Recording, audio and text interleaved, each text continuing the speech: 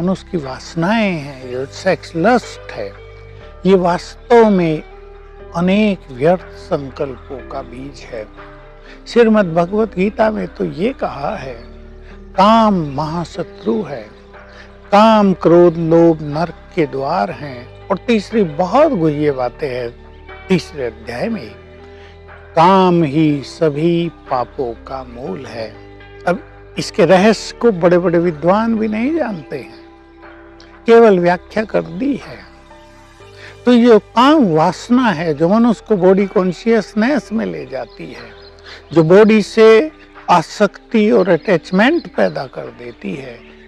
इसके कारण व्यर्थ संकल्प बहुत चलते हैं। फिर क्या होता है, मनुष्य दूसरे को बॉडीली एटीट्यूड से ही देखता है, उसकी नजर देहों पे जाती है, ये सुंदर है, ये काला है, ये गोरा है, ये अच्छा नहीं है।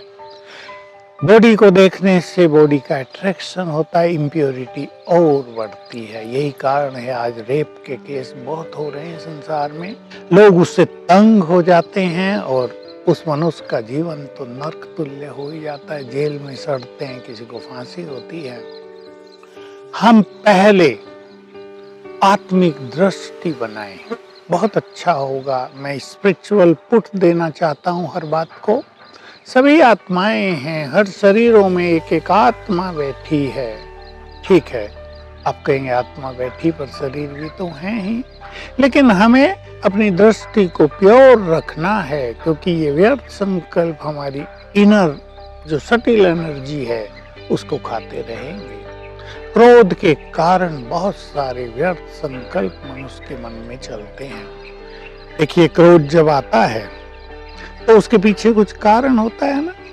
अभी आपका बच्चा आपकी बात नहीं सुन रहा है, आपको क्रोध आ रहा, आपने उसकी मार पिटाई कर दी। अब इस पूरी घटना पर आप विचार करें। पहले आपके मन में तेज संकल्प चले थे, ये पढ़ता नहीं, मेरी बात नहीं सुनता, इसका क्या होगा, इसका भविष्य कैसा होगा, दूसरे बच्चे बहुत अच्छा पढ़ रहे हैं, ये फोन पे लगा रहता है, कितने वेस्ट थिंकिंग होगी। फिर जब आपको क्रोध आ गया, आपके मन की बुद्धि की शक्ति जल के नष्ट हो गई। जब आप क्रोध के प्रोसीजर से निकले, गुजरे, आपने उसको मार पीट किया, तो आपका एक विक्रम बन गया। उसके बाद होगा आपको पश्चाताप, यू विल रिग्रेट। तो कंप्लीट ये जो समय होगा आपका व्यर्थ में जाएगा, आपकी मन की शक्ति बहुत नष्ट हो जाएगी।